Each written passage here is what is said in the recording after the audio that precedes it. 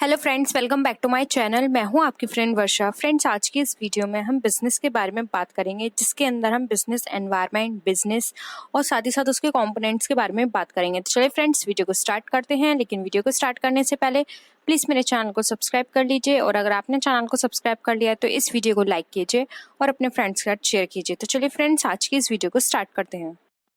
Friends, सबसे पहले हमारे माइंड में जो क्वेश्चन आता है वो है व्हाट इज बिजनेस, यानी कि बिजनेस क्या है। अगर हम एक ऑर्डिनरी मीनिंग की बात करें तो बिजनेस का मतलब होता है बिजनेस के। फ्रेंड्स, आपने देखा होगा कि इससे पहले भी मैंने बिजनेस के ऊपर बहुत सी वीडियो बनाई थी। उन सब वीडियो में मैंने आपको बताया है कि बिजनेस का मतलब बिजनेस से, यानी कि ऐसी कोई भी एक्टिविटी जिसमें एक पर्सन बिजी हो रहा है वो एक बिजनेस कहलाता है। फ्रेंड्स, बिजनेस जो होते हैं वो दो तरह के हो सकते हैं, इकोनॉमिक और नॉन इकोनॉमिक। इकोनॉमिक एक्टिविटी वो एक्टिविटी होती है बिजनेस के अंदर जो कि हमारे मॉनेटरी एस्पेक्ट से रिलेटेड होती हैं, जबकि नॉन इकोनॉमिक एक्टिविटी वो होती हैं जो कि हमारी मॉनेटरी एस्पेक्ट से रिलेटेड नहीं होती हैं। फ्रेंड्स, बिजनेस की अगर हम बात करें इन जनरल टर्म्स तो बिजनेस एक ऐसी एक्टिविटी है जिसके अंदर पर्सन गुड्स को प्रोड्यूस करता है, उसको जो भी गुड्स एंड सर्विसेज वो प्रोवाइड करता है उनके कंसिडरेशन में वो कुछ अमाउंट चार्ज करता है, और उसमें वो ओवरऑल वो पूरा बिजी रहता है। तो वो एक्टिविटी हमारी बिजनेस कहलाती है। हम एक डेफिनेशन की बात कर लेते हैं। हमारे पास एक डेफिनेशन है उर्विक एंड हंट की। उर्विक एंड हंट ने बिजनेस का मीनिंग बताया है, a business is any enterprise which makes, distributes or provides any article or service which other members of the community need and are willing to pay for that। यानी कि friends, एक ऐसी business एक ऐसा enterprise है जिसके अंदर makes, यानी कि जिसके अंदर कुछ बनाया जाता है। अब वो प्रोडक्ट भी हो सकता है, सर्विस भी हो सकती है, फिर उसको डिस्ट्रीब्यूट किया जाता है, प्रोवाइड करते हैं एनी आर्टिकल और सर्विस। आर्टिकल का मतलब यहाँ पे गुड से है, which other members of the community need and are willing to pay for that। यानी कि एक कम्युनिटी के एक मेंबर जो कि उसकी नीड रखते हैं और वो उसके लिए पेड करने के लिए विलिंग होते हैं, तो वो एक्टिविटी हमारी बिजनेस कहलाती है। यानी कि फ्रेंड्स, बिजनेस के अंदर हम अपनी सोसाइटी को ध्यान में रखते हुए प्रोडक्ट को प्रोड्यूस करते हैं, सर्विस को प्रोड्यूस करते हैं और उसको प्रोवाइड करते हैं कस्टमर को, और कस्टमर उसके बिहाफ पर हमें अमाउंट प्रोवाइड करते हैं या हमें अमाउंट देते हैं। तो ये हमारा बिजनेस का मीनिंग हो गया। आई होप यहाँ तक आपको क्लियर होगा। अब हम बात करते हैं how business differ from profession, यानी कि एक बिजनेस प्रोफेशन से किस तरह डिफर है।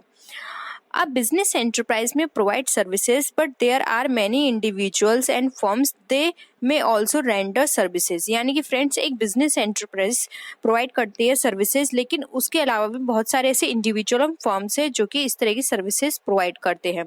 जैसे कि कुछ होते हैं इंडिविजुअल्स फर्म्स, जैसे कि body of professional people such as doctors, lawyers, engineers, जो कि इस तरह की सर्विस देते हैं। लेकिन फ्रेंड्स, ये हमारा बिजनेस नहीं है।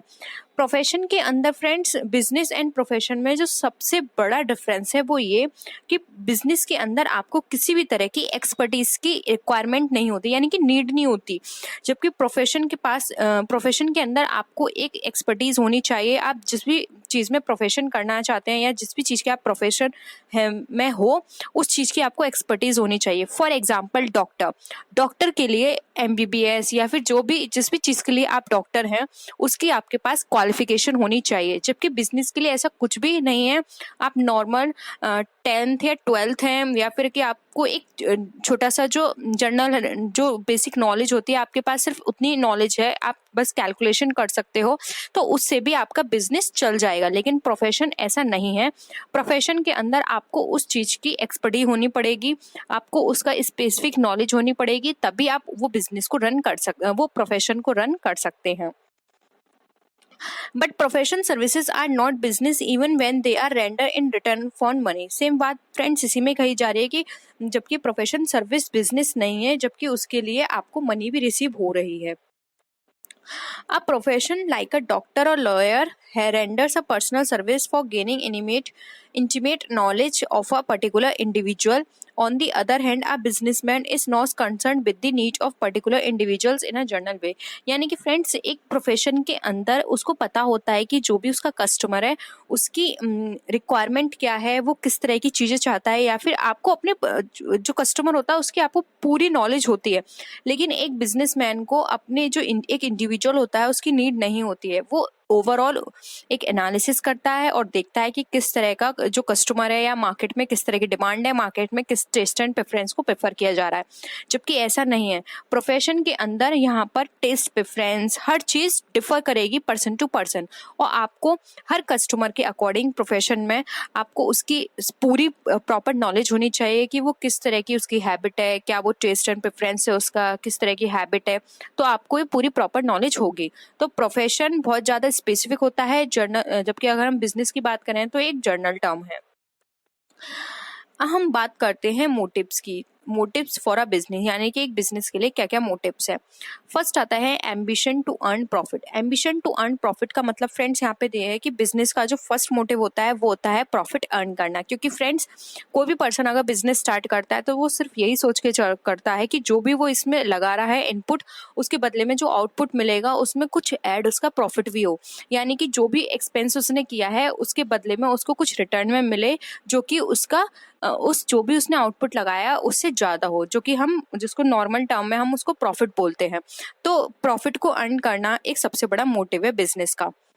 सेकंड आता है साइकोलॉजिकल फैक्टर। साइकोलॉजिकल फैक्टर के अंदर यहाँ पर ये है कि फ्रेंड्स हर पर्सन की एक साइकोलॉजिकल नीड होती है कि उसको अपने बिजनेस को कहाँ लेके जाना है, किस तरह का बिजनेस करना है, किस तरह की चीज़ें उसको प्रोवाइड करनी है। तो ये साइकोलॉजिकल फैक्टर होना भी बहुत ही इंपॉर्टेंट है। कुछ लोगों का पर्पस होता है कि उसको बिजनेस को ग्रोथ पे लेके जाना है, या फिर कुछ का टारगेट होता है कि बस हमें नॉर्मल प्रॉफिट हो जाए जो हमें डेली जो हम सर्वाइवल के लिए इनफ रहे। तो ये सबकी अलग अलग डिपेंड करता है कि किस पर्सन की किस तरह की रिक्वायरमेंट है, लेकिन साइकोलॉजिकल फैक्टर हर किसी में होता है। नेक्स्ट बात करते हैं ambition to provide service. Ambition to provide service का मतलब फ्रेंड्स यहाँ पर ये है कि गवर्नमेंट बोलती है कि जो बिजनेस है उसका मेन पर्पस होना चाहिए सर्विस, सेकंड होना चाहिए प्रॉफिट। लेकिन फ्रेंड्स अगर हम नॉर्मली बात करें तो हर बिजनेसमैन फर्स्ट रखता है प्रॉफिट, सेकंड पॉइंट पर रखता है जो भी मोटिव होता है उसको सर्विस को। तो सर्विस भी यहाँ पे बहुत ही इंपॉर्टेंट है कि आप उसको किस तरह की सर्विस प्रोवाइड कर रहे हैं। आप जो भी सर्विस प्रोवाइड करें या किसी भी तरह का आप गुड प्रोवाइड करें अपने कस्टमर को, वो सोसाइटी के बेनिफिट के लिए होना चाहिए, सोसाइटी उससे हार्म ना हो। ऐसा ना हो कि सिर्फ आप अपने प्रॉफिट को देखते हुए उसकी कॉस्ट इतनी इंक्रीज कर दें जो कि कस्टमर पे ज़्यादा बर्डन क्रिएट करे। तो यहाँ पे सर्विस प्रोवाइड करना भी बिजनेस का एक सबसे बड़ा मोटिव है। हम बात करते हैं बिजनेसमैन और एंटरप्रेन्योर की, यानी कि एक बिजनेसमैन और एक एंटरप्रेन्योर में क्या क्या अंतर है। Businessman can be defined as a provider of goods and services to people which they need but not to possess. यानी कि फ्रेंड्स बिजनेसमैन के जो पर्सन होता है वो एक ऐसा प्रोवाइडर होता है जो कि गुड्स एंड सर्विसेज तो प्रोवाइड करता है पर्सन को जिनको उसकी नीड है, लेकिन वो खुद उसको पजेस नहीं करते। He takes the initiative and the risk to produce और मार्केट गुड्स एंड सर्विसेज। यानी कि फ्रेंड्स ये पर्सन इनिशिएट लेता है उस तरह का गुड्स प्रोड्यूस करने का, और वो ये रिस्क उठाता है। क्योंकि फ्रेंड्स बिजनेस में ये प्लानिंग, रिसर्च एंड डेवलपमेंट ये किया जाता है, लेकिन ये श्योरिटी नहीं होती कि जो भी रिसर्च एंड डेवलपमेंट किया है हमने वो 100% श्योर हो, और हम जो भी प्रोड्यूस कर रहे हैं वो हमारा टोटल जो भी प्रोडक्ट हमने बनाया है वो सेल हो जाए। तो यहाँ पे कुछ रिस्क लेके भी चलना पड़ता है। तो यही रिस्क एक बिजनेसमैन को उठाना होता है। He makes business plans and executes with a view to earn profit। यानी कि फ्रेंड्स वो एक बिजनेस प्लान भी बनाता है और उसको एग्जीक्यूट करता है जिससे कि उसको प्रॉफिट अर्न हो। यानी कि बिजनेस के अंदर उसको बहुत सारे इस तरह के रिस्क उठाने पड़ते हैं जो कि उसको हेल्प करते हैं उस जो भी उसका टारगेट है उसको अचीव करने में, और साथ ही साथ उसको प्रॉफिट अचीव करने में। क्योंकि फ्रेंड्स ये कहा जाता है कि जहाँ पे ज़्यादा रिस्क होता है वहीं ज़्यादा प्रॉफिट अर्न करने की एबिलिटी होती है। यानी कि more profit more loss, less profit less loss. यानी कि फ्रेंड्स लॉस की जगह आप यहाँ पे रिस्क ले सकते हैं, क्योंकि फ्रेंड्स जो प्रॉफिट अगर हम ज़्यादा सोच के चलेंगे तो वहाँ पे हमें रिस्क भी ज़्यादा लेना पड़ेगा, ठीक है। जबकि अगर हम एक एंटरप्रेन्योर की बात करें तो एंटरप्रेन्योर बाइंड होता है फैक्टर ऑफ प्रोडक्शन से। यानी कि एंटरप्रेन्योर के पास जितने फैक्टर ऑफ प्रोडक्शन होंगे जैसे कि लैंड, लेबर, मनी, कैपिटल, उसके पास जितना होगा वो उतने से ही अपने बिजनेस को स्टार्ट करेगा, और उसके जो ऑब्जेक्टिव्स होते हैं वो ऑलरेडी स्टेटेड होते हैं। यानी कि ऑलरेडी उसके ये मेंशन किए हुए होते हैं उसके प्रोस्पेक्टस में, या फिर पहले से ही डिफाइन होता है कि उसका ये ऑब्जेक्टिव है, उसको ये ऑब्जेक्टिव अचीव करने हैं। Thus he guarantees wages to his employees and interest to the renders of capital. यानी कि फ्रेंड्स एंटरप्रेन्योर के अंदर वो एक गारंटेड वेजेस भी देता है अपने एम्प्लॉयज़ को, साथ ही साथ जो भी लेंडर्स होते हैं कैपिटल के, उनको वो इंटरेस्ट प्रोवाइड करता है। तो एंटरप्रेन्योर क्या होता है, एंटरप्रेन्योर के अंदर आपके पास आउटसाइडर पार्टी भी मिली होती है, जिनको आपको, अगर आपके बिजनेस में लॉस हो रहा है, इवन उस केस में भी आपको उनको रिटर्न देना होगा, ठीक है। जबकि बिजनेस में ऐसा नहीं है। बिजनेसमैन क्या होता है, अगर उसको प्रॉफिट हो रहा है तो वो खुद बियर करेगा, और अगर उसको लॉस हो रहा है तब भी उसको खुद ही बियर करना पड़ेगा, ठीक है। तो ये डिफरेंस था बिजनेसमैन एंड एंटरप्रेन्योर का। अब हम नेक्स्ट बात करते हैं फीचर्स ऑफ बिजनेस की, यानी कि बिजनेस के अंदर उसके क्या क्या फीचर्स हैं।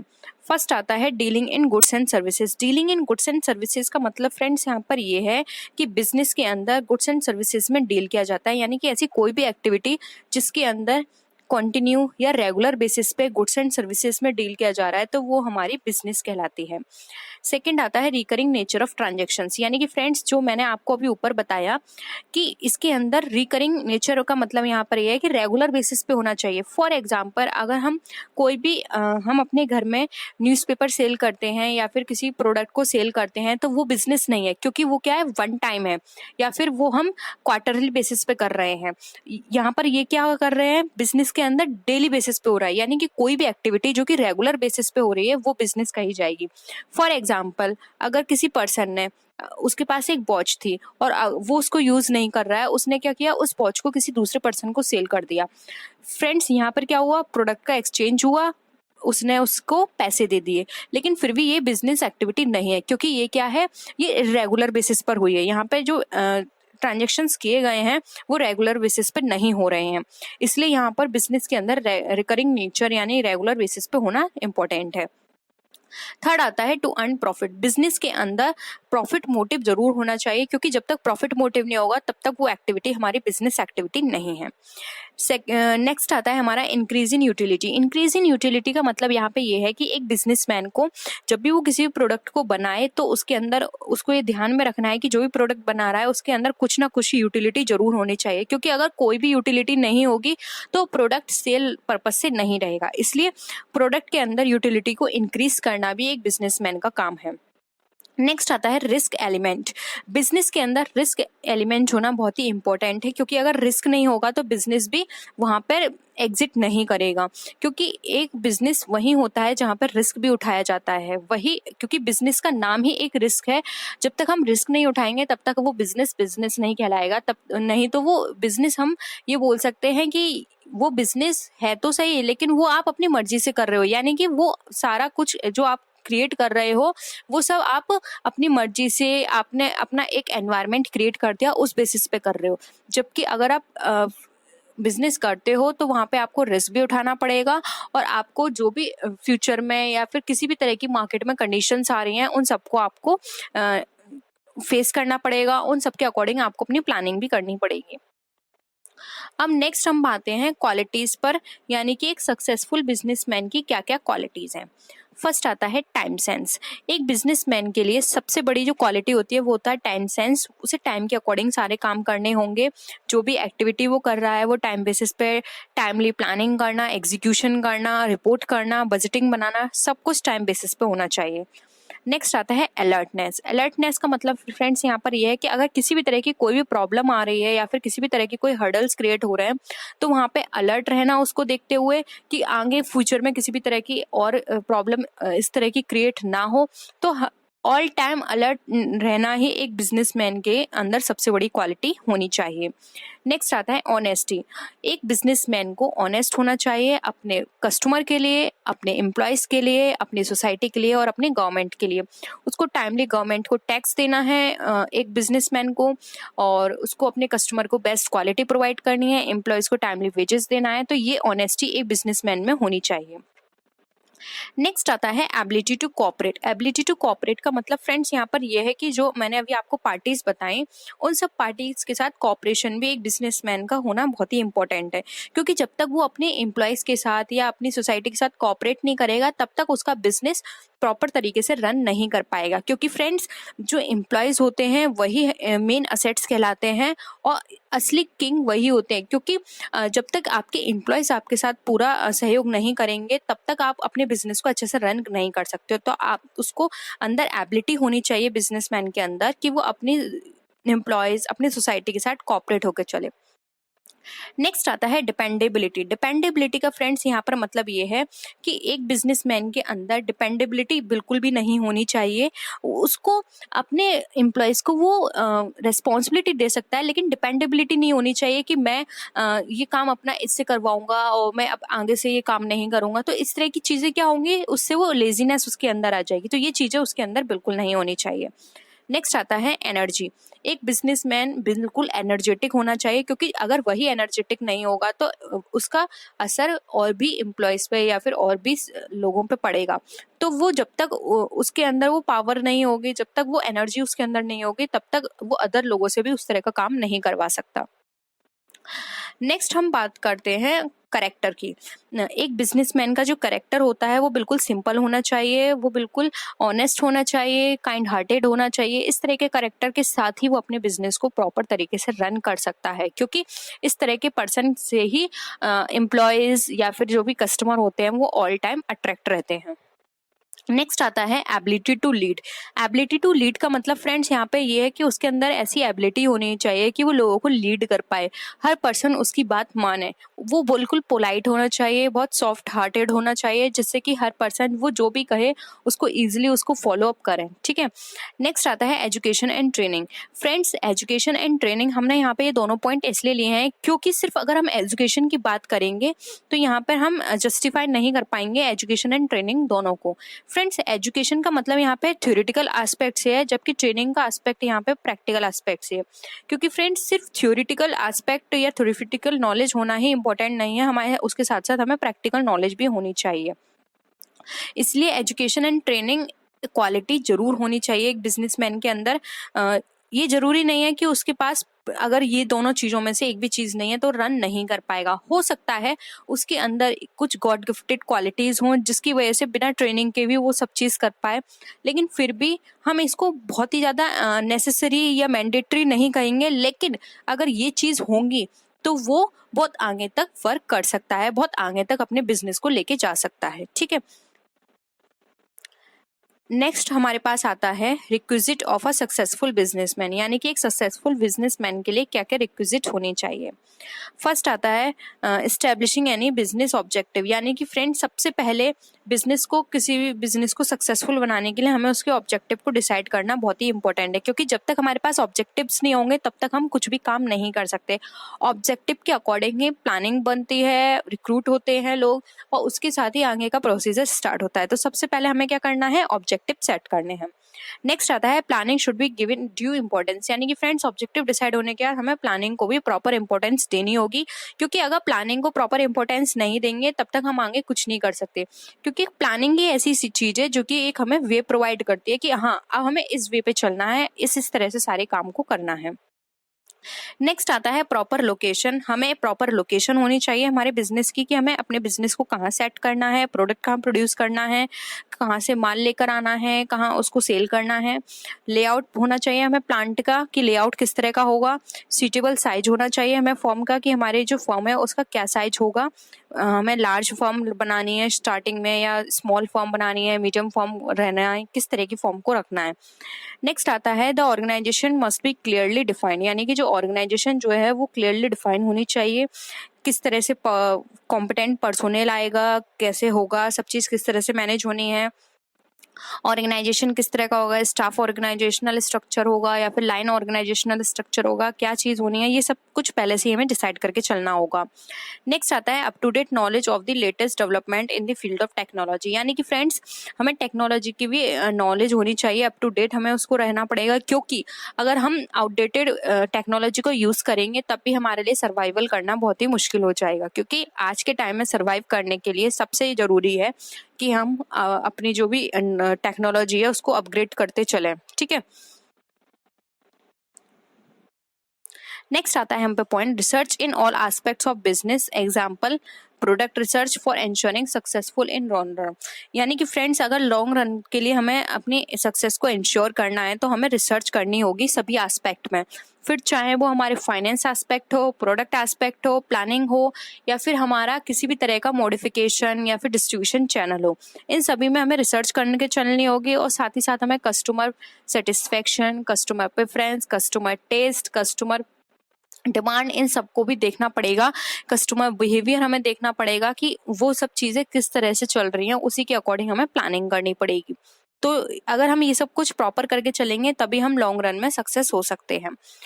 लास्ट पॉइंट जो आता है हमारा वो होता है हमारा एफिशिएंट मैनेजमेंट। यानी कि फ्रेंड्स ये सब करने के लिए हमें एफिशिएंट मैनेजमेंट चाहिए, क्योंकि फ्रेंड्स जब तक हमारे पास प्रॉपर या एफिशिएंट मैनेजमेंट नहीं होगा तब तक हम ये सारी चीज़ें नहीं कर सकते, क्योंकि एक एफिशिएंट मैनेजमेंट ही होता है जो कि ये सारी चीज़ों को कोऑपरेट करके, कंट्रोल करके इस सारी चीज़ों को मैनेज करता है। तो एफिशिएंट मैनेजमेंट होना बहुत ही इंपॉर्टेंट है।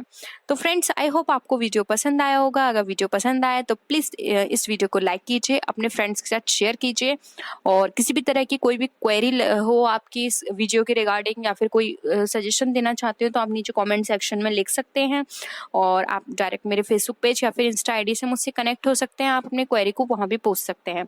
तो फ्रेंड्स नेक्स्ट वीडियो में हम फिर मिलते हैं और विच वीडियोज़ के साथ। तब तक के लिए बाय बाय।